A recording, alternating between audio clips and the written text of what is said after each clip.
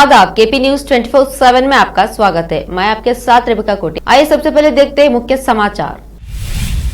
BJP RSS ने लोकतंत्र के पंख बंद कर दिए हैं। कर्नाटक के चामराजनगर जिले के गुंडलुपेट शहर में जनसभा को संबोधित करते हुए बोले राहुल गांधी। आरएसएस पर प्रतिबंध लगाने की अपनी मांग का वाजिब कारण नहीं बता रही कांग्रेस। शुक्रवार को हुबली में मीडिया कर्मियों से बात करते हुए बोले मुख्यमंत्री बोम्मई। कर्नाटक हाईकोर्ट ने बोम्मई सरकार को 31 दिसंबर को या उससे पहले बीएमबी चुनाव कराने का दिया आदेश। कांग्रेस अध्यक्ष पद के लिए शशि थरूर और मल्लिकार्जुन खड़गे ने भरा नामांकन। देश के दूसरे सीडीएस बने जनरल अनिल चौहान। चीनी संबंधी मामलों के माने जाते हैं एक्सपर्ट। अफगानिस्तान के काबुल में हुआ भयंकर विस्फोट, 32 लोगों की हुई मौत, 40 हुए घायल।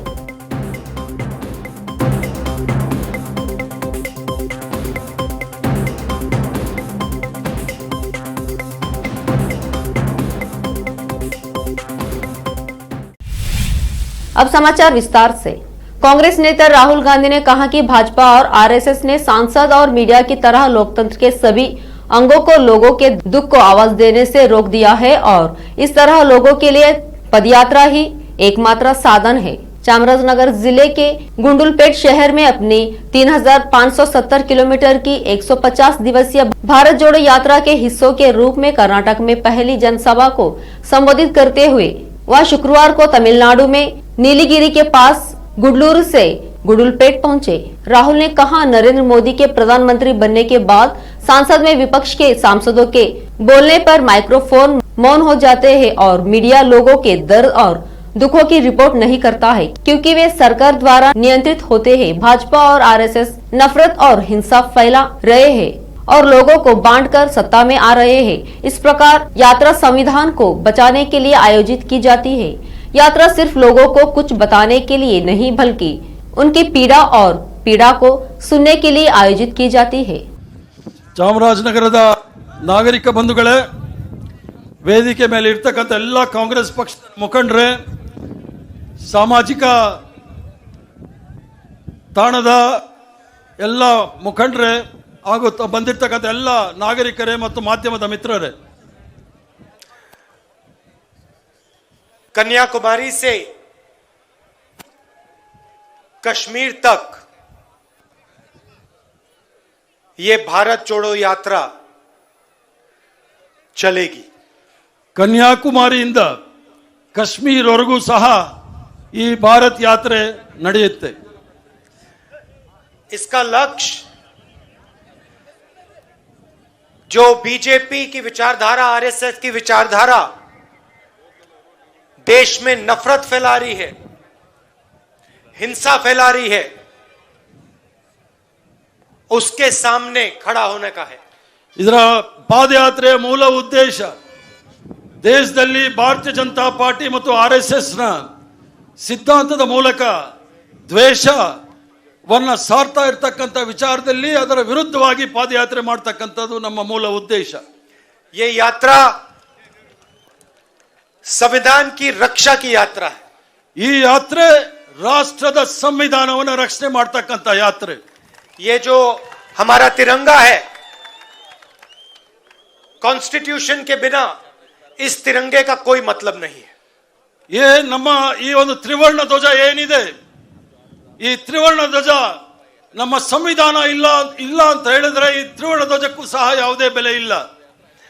इस यात्रा में हम सुबह 6 बजे से शाम तक चलते हैं। ಈ ಯಾತ್ರೆಯಲ್ಲಿ ಬೆಳಿಗ್ಗೆ 6 ಗಂಟೆಯಿಂದ ಸಾಯಂಕಾಲ 6 ಗಂಟೆವರೆಗೂ ಸಹ ನಾವು ಈ ಪಾದಯಾತ್ರೆಯಲ್ಲಿ ಪಾಲ್ಗೊಂಡಿದ್ದೇವೆ। कभी बारिश होती है, धूप होती है, हम चलते हैं।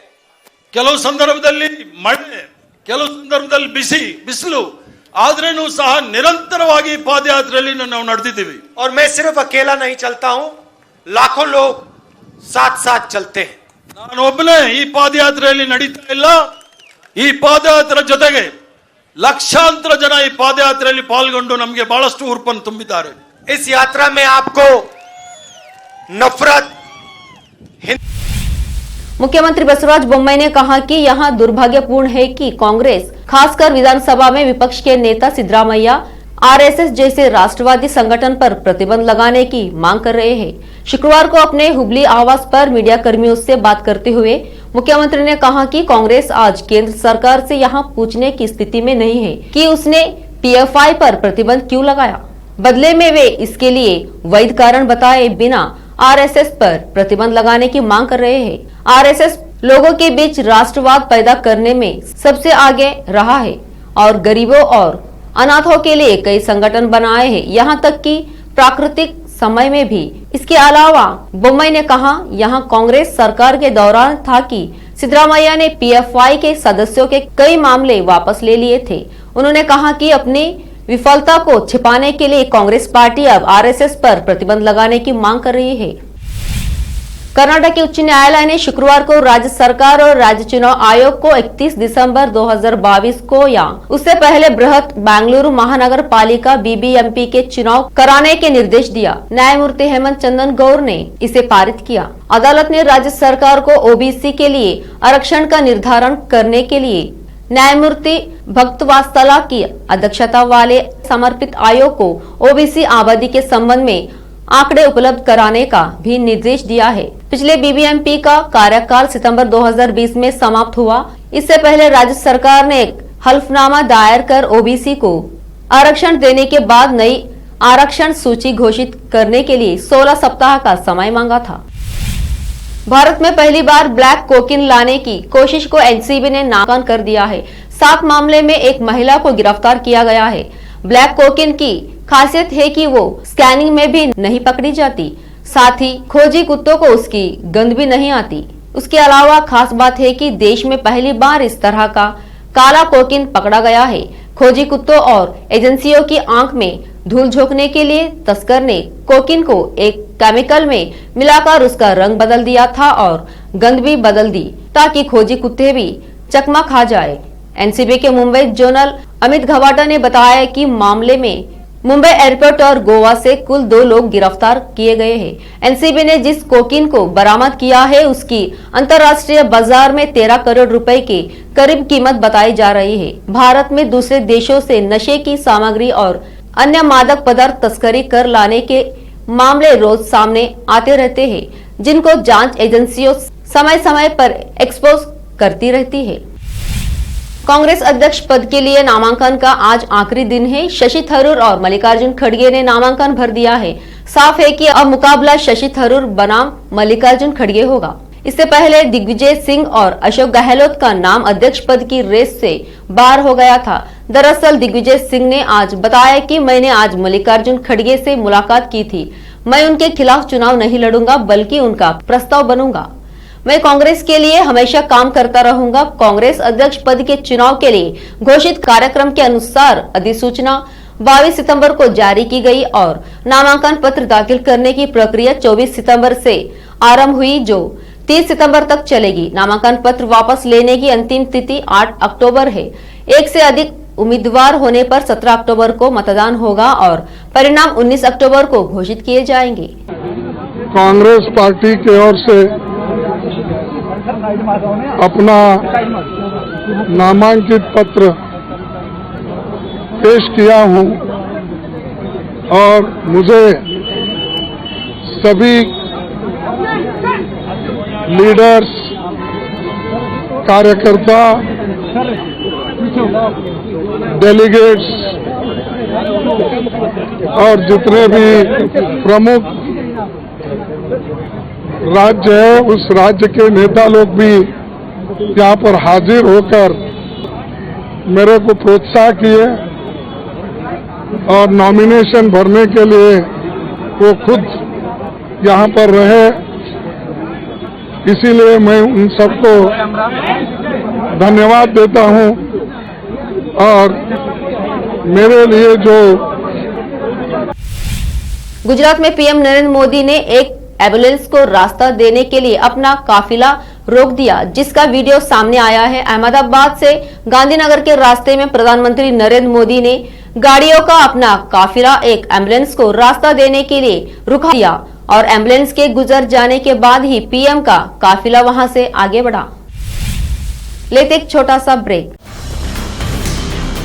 हिंदुस्तान के हर कोने में हम हैं मौजूद। 24 घंटे हालात पर गहरी नजर, खबरों से जुड़े चुपते सवालात, और आपको दिखाता है धार्मिक, सामाजिक, राजनीतिक, लोकल और इंटरनेशनल न्यूज की सबसे बेहतर कवरेज, जो आपको रखती है हर पल बाखबर। देश और दुनिया भर की खबर के लिए देखते रहें KP news 24/7। Noor education trust Bidar की ओर से चलाए जाने वाला Noor M Ed and B Ed college Bidar, recognised by NCTE Delhi and affiliated to Gulbarga University, Gulbarga. Admission are open for the academic year 2021-22. विशेषज्ञ और सक्षम शिक्षकों द्वारा शिक्षा प्राप्त करने के लिए नूर एमएड एंड बीएड कॉलेज में दाखिला लें और शांत वातावरण में शिक्षा प्राप्त करें। बीदर शहर में बेहतर शिक्षा का एकमात्र केंद्र Noor M Ed and B Ed college, Shahpur gate, Bidar. Phone numbers 9945283920, 8482221297। Bidar शहर के प्रसिद्ध Hindi news channel KP news 24/7 के लिए फुल टाइम या part time good looking female news anchor की जरूरत है। हिंदी लिखना और अच्छी तरह पढ़ना जानने वाले और न्यूज एंकरिंग में रुचि रखने वाले अपने शैक्षणिक प्रमाण पत्र और बायोडाटा के साथ केपी न्यूज के कार्यालय शाहपुर गेट, दुनली रोड पर आए। शैक्षणिक योग्यता और एंकरिंग की योग्यता देखने के बाद सैलरी फिक्स की जाएगी। न्यूज एंकरिंग में रुचि रखने वालों के लिए सुनहरी मौका। इसके अलावा बीदर जिले के सभी तालुकों से और तेलंगाना, आंध्र प्रदेश, महाराष्ट्र के क्षेत्रों से केपी न्यूज के लिए रिपोर्टर्स और न्यूज राइटर्स की जरूरत है। मीडिया रिपोर्टिंग और न्यूज लिखने का अनुभव रखने वाले लोग केपी न्यूज के कार्यालय पर आए या इस ईमेल आईडी पर अपना बायोडाटा भेजें। kpnews24/7@gmail.com। अधिक जानकारी के लिए इन नंबर्स पर संपर्क करें 8088300876, 9945283920। जब अपने सपनों का नया घर बन जाए तो उसे सजाने के लिए जहां घर की दूसरी सामग्रियों की जरूरत होती है, वही घर का मुख्य पात्र होते हैं द्वार, खिड़कियां, अलमारी। अपने सपनों के महल के लिए सुंदर बने बनाए द्वार के लिए बीदर नगर में एकमात्र दुकान है Surya plywoods and glass centre, जहां पर हर रंग, हर डिजाइन और हर प्रकार के और विभिन्न एजेंसियों के प्लाईवुड्स के दरवाजे, किचन और टॉयलेट्स में उपयोग होने वाली सामग्री और दूसरी चीजें मिलती हैं। घर बनाने में उपयोग की जाने वाली सभी चीजों को खरीदने के लिए आज ही चले आइए आपके अपने शहर बीदर का आपका अपना shop Surya plywoods and glass centre, Parvati complex, BVB college road, Bidar. अधिक जानकारी के लिए शॉप के मालिक लालजी पटेल से इस नंबर पर संपर्क करें 09844090653। अगर आप हज या उम्रा करना चाहते हैं तो आपको कहीं जाने की जरूरत नहीं है। हैदराबाद ही नहीं बल्कि तेलंगाना, आंध्र प्रदेश, कर्नाटक के हज यात्रियों की पहली पसंद खुबा टूर्स एंड ट्रैवल्स पर आइए।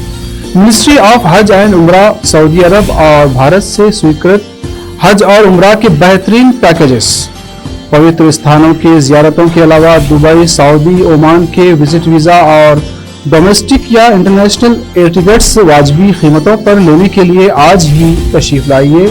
खुबा टूर्स एंड ट्रैवल्स, हज एंड उम्रा ग्रुप, बीबी बाजार चौराहा, behind Khuba mobile store, Hyderabad. Phone numbers 04024565786, 9700786786 या फिर 9866768786 पर संपर्क करें। याद रखिए, खुबा टूर्स एंड ट्रैवल्स, हज एंड उम्रा ग्रुप, हैदराबाद। आपको अपने घर, ऑफिस और दुकान की दीवारों और छत को चमकदार और सुंदर बनाने के लिए अच्छे और बेहतर घर के साथ साथ आंखों को सुकून देने वाले कलर्स की जरूरत होती है, जिसके बिना घर, दुकान और ऑफिस अधूरे और बेजान लगते हैं। अपने घर, दुकान और ऑफिस को बेहतर कलर से चमकाने के लिए बीदर में आपको कहीं और जाने की जरूरत नहीं। आपकी पसंद के अनुसार चमकदार और दिलचस्प कलर्स का एकमात्र केंद्र है सिद्धेश्वर ट्रेडर्स, जहां पर आपको विभिन्न कंपनियों के विभिन्न शेड्स के कलर्स मिलते हैं। साथ ही अपने घर और दुकान हो या ऑफिस को कैसा कलर उपयोग किया जाए, इसके लिए माहिर डिजाइनर्स के गाइडलाइंस की सुविधा, जो कंप्यूटर के जरिए आपके सपनों के महल को कलर्स से सजाते हैं। अपने सपनों को साकार करने और अपने पसंद के कलर्स के लिए आज ही चले आइए। याद रखिए, Siddheshwar traders, shop number 1 and 2, Ganga super complex, Bidar. अधिक जानकारी के लिए सिद्धेश्वर ट्रेडर्स के मालिक वीर शेट्टी पाटिल से इस फोन नंबर पर संपर्क करें 9620128097। घर, दुकान और ऑफिस कितना भी सुंदर बनाया जाए और हर तरह से उन्हें सजाया जाए, अगर फर्नीचर ना हो तो सब अधूरा सा लगता है। और अच्छा फर्नीचर घर, दुकान और ऑफिस को चार चांद लगाता है और देखने वालों में शान बढ़ाता है। और जब घर इतना सुंदर बनाया जाता है तो उसमें बेहतर और सुंदर फर्नीचर का भी उपयोग जरूरी है। अपने घर, दुकान, ऑफिस के लिए अच्छा और सुंदर और पायदार फर्नीचर और दूसरी चीजों का बीदर शहर में एकमात्र केंद्र है Nikita industries and Nikita furniture showroom, जहां पर एक ही छत के नीचे विभिन्न डिजाइन और विभिन्न रंगों और विभिन्न कंपनियों के पलंग, अलमारी, सोफा सेट, डाइनिंग टेबल, सिंगारदान, ऑफिस काउंटर्स, विभिन्न कलर्स और डिजाइन की कुर्सियां, बहुउपयोगी चौकियां और दूसरी चीजें उपलब्ध हैं। घर, ऑफिस और दुकान बनकर तैयार है और वहां के लिए फर्नीचर का सोच रहे हैं तो देर किस बात की, तुरंत चले आइए। Nikita industries and Nikita furniture showroom, shed number C1, industrial estate, Gandhiganj, Bidar. अधिक जानकारी के लिए शोरूम के मालिक जयराज खंडे से इन नंबर्स पर संपर्क करें 9448128148 08482227010। दुनिया में शिक्षा का बड़ा महत्व है। जीवन में आगे बढ़ने और सफलता हासिल करने के लिए अच्छी शिक्षा की जरूरत होती है। बीदर शहर में बेहतर शिक्षा का एकमात्र केंद्र है ज्ञान सुधा एजुकेशन सोसाइटी की ओर से चलाए जाने वाला Gyan Sudha degree college for arts, science and commerce, Bidar, जहां पर बीए के साथ साथ UPSC, IAS, IPS, KPSC, KAS और बीकॉम के साथ foundation classes for CA, banking exam training और BSc के साथ साथ रिसर्च ओरिएंटेड टीचिंग की सुविधा उपलब्ध है और इन सभी के लिए एडमिशन शुरू हो चुके हैं। सही माहौल में और बेहतर शिक्षकों से शिक्षा व ज्ञान प्राप्त करने के लिए आज ही एडमिशन लें। याद रखें, ज्ञान सुधा एजुकेशन सोसाइटी की ओर से चलाया जाने वाला Gyan Sudha degree college for arts, science and commerce, Bidar. इसके साथ ही Gyan Sudha college of nursing Bidar में भी एडमिशन खुल गए हैं। Shivnagar behind union bank of India, Bidar. Contact number 988800403334। Break के बाद फिर एक बार आपका स्वागत है। देखते हैं आगे के समाचार। देश के दूसरे रक्षा अध्यक्ष CDS जनरल अनिल चौहान ने अपना पदभार ग्रहण कर लिया है। जनरल विपिन रावत के बाद वो दूसरे CDS बने हैं। सेना में 40 सालों तक अपनी सेवाएं देने वाले अनिल चौहान पिछले साल ही रिटायर हुए थे। वहां सैन्य मामले के विभागों के सचिव के रूप में भी कार्य करेंगे। उनके सामने सशस्त्र सेनाओं के तीनों अंगों यानी एयरफोर्स, सेना और नेवी के बीच समन्वय और महत्वाकांक्षी थिएटर कमान के निर्माण का लक्ष्य है, ताकि देश की सेनाओं को भविष्य की सुरक्षा चुनौतियों से निपटने के लिए तैयार किया जा सके। जनरल चौहान सेना की पूर्वी कमान के प्रमुख रह चुके हैं। तमिलनाडु में हेलीकॉप्टर दुर्घटना में भारत के पहले CDS जनरल बिपिन रावत के निधन के 9 महीनों से ज्यादा समय बाद जनरल चौहान ने वरिष्ठतम सैन्य कमांडर का दायित्व ग्रहण किया है। CDS पद संभालने के बाद उन्होंने 4 स्टार रैंक धारण की है। वो ऐसे पहले रिटायर अधिकारी बन गए हैं जिन्होंने रिटायरमेंट के बाद 4 स्टार रैंक के साथ सेवा में वापसी की। संबल भीम आर्मी भारत एकता मिशन के जिलाध्यक्ष सुधीर कुमार सागर, आजाद समाज पार्टी के जिलाध्यक्ष शिवम के नेतृत्व में काफी संख्या में कार्यकर्ता संबल उपजिलाधिकारी के कार्यालय पर एकत्रित हुए और राष्ट्रपति को संबोधित ज्ञापन SDM संबल विनय कुमार मिश्र को सौंपा गया। जिलाध्यक्ष सुधीर कुमार सागर ने जानकारी देते हुए बताया कि केंद्र सरकार एवं उत्तर प्रदेश सरकार दलितों पर अत्याचार करा रही है। सरकारें दलितों पर अत्याचार कराना बंद करे। उदाहरण देते हुए बताया कि आरोपिया में कक्षा 10 का छात्र निखिल कुमार के साथ अध्यापक अश्विनी कुमार द्वारा इतना पीटा गया कि 18 दिन बाद इलाज के दौरान उसी की मृत्यु हो गई। जबकि भीम आर्मी ने मांग की, लेकिन सरकार द्वारा उसको भी तक नहीं पकड़ा गया है। जब भी कोई घटना घटती तो सरकार द्वारा उस पर कोई भी कार्रवाई, गिरफ्तारी नहीं होने से अपराधियों के हौसले बुलंद हो जाते हैं। देश में एक ऐसा कानून लाया जाए, अगर किसी भी दलित के साथ कोई घटना करता है तो उसकी संपत्ति कुर्क की जाए। संभल से केपी न्यूज के संवाददाता राजा हुसैन की रिपोर्ट। किया है, किस मांगों को लेकर प्रदर्शन किया है? देखिए, आज की जो सरकार चल रही है, चाहे वो केंद्र में बैठी हो या राज्य में बैठी हो, इन सरकारों को ये रवैया हो चुका है कि जो दलित समाज है उसके खिलाफ उत्पीड़न की घटनाएं करवाते रहते हैं। क्योंकि जब ये कोई घटना घटती है उस पर कार्रवाई नहीं करते तो उन लोगों को और बल मिलता है, वो और आगे और घटना को ज़्यादातर बढ़ाते रहते हैं। इसी उसमें आज कल रात को औरैया में एक निखिल कुमार नाम का 10वीं का छात्र था, जिसको उसके ही अध्यापक अश्विनी कुमार ने पीटा था और उसकी इतना पीटा गया था कि 18 दिन अस्पताल में इलाज के दौरान उसकी मृत्यु हो गई। जब भीम आर्मी और उसके पीड़ित परिवार ने धरना किया, मांग की कि हमें न्याय मिलना चाहिए, उसके बाद भी यूपी सरकार उस व्यक्ति को गिरफ्तार करने के लिए तैयार नहीं है, ना ही उसको सेवानिवृत्त करने के लिए तैयार है। यूपी सरकार चाहती है कि दलितों पर इस तरह की घटना होती रहे। आपने क्या किया है?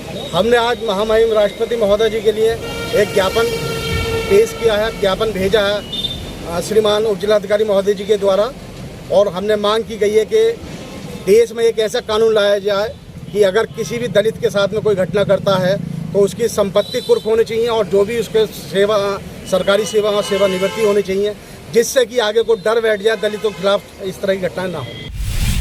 भाजपा लखनऊ महानगर के विधि प्रकोष्ठ के तत्वाधान में छत्रपति शिवाजी उत्सव लॉन में नवनियुक्त एमएलसी तथा लखनऊ महानगर अध्यक्ष मुकेश शर्मा एवं लखनऊ महानगर के महामंत्री त्रिलोक सिंह अधिकारी को सम्मानित किया गया। साथ ही आगामी निकाय चुनावों में भी अधिक से अधिक भाजपा पार्षदों को चुनावों में जीताकर नगर निगम में बड़ी संख्या में पहुंचाने पर भी चर्चा की गई। इस कार्यक्रम का आयोजन भाजपा विधि प्रकोष्ठ के संयोजक के मिश्रा साह संयोजक तथा लखनऊ अवध बार के नवनियुक्त अध्यक्ष सुरेश पांडे तथा सह संयोजक गजेंद्र प्रताप सिंह तथा उत्तरी विधानसभा के संयोजक रोहित सिंह प्रभार सभी अधिवक्ताओं द्वारा किया गया था।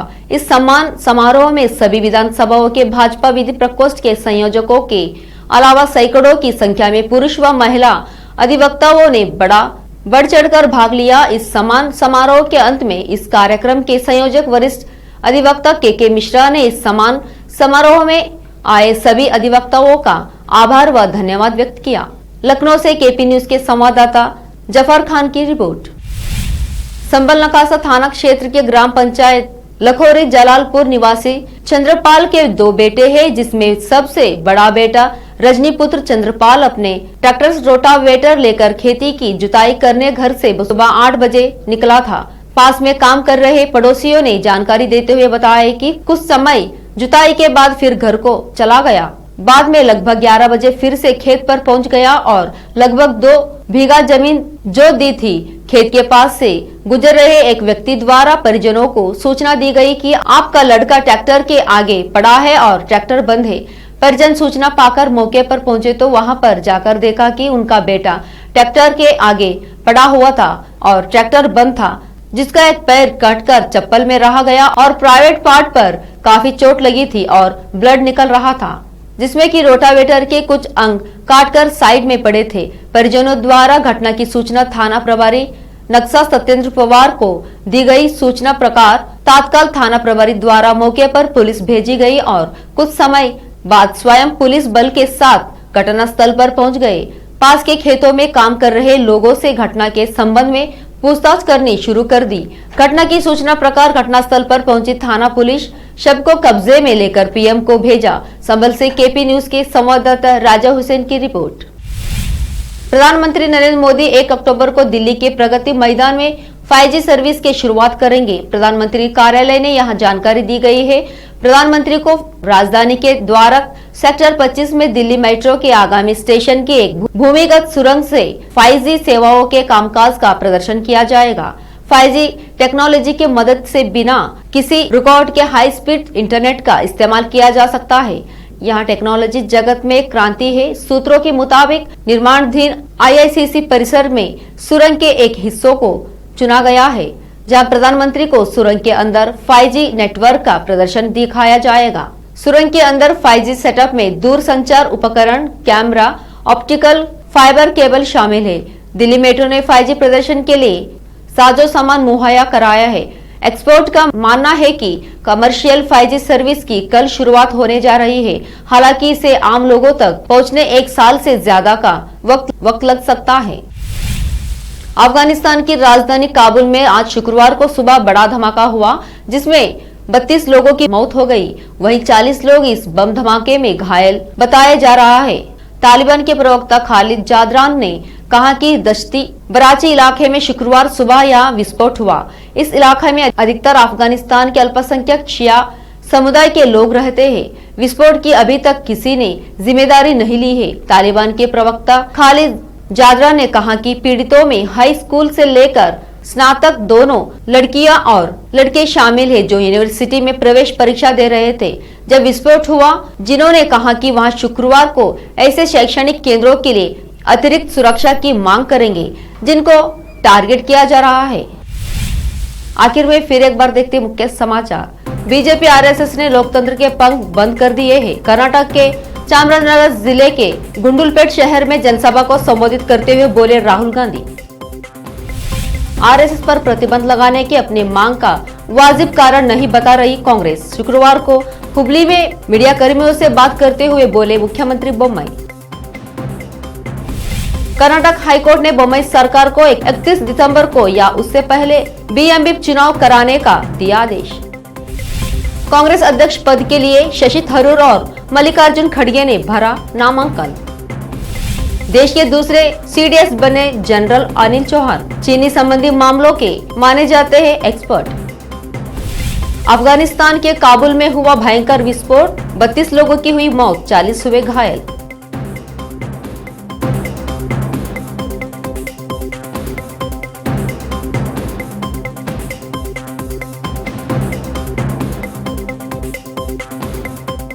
KP न्यूज में इतना ही। देश प्रदेश के समाचारों के लिए देखते रहिए KP न्यूज 24/7। धन्यवाद।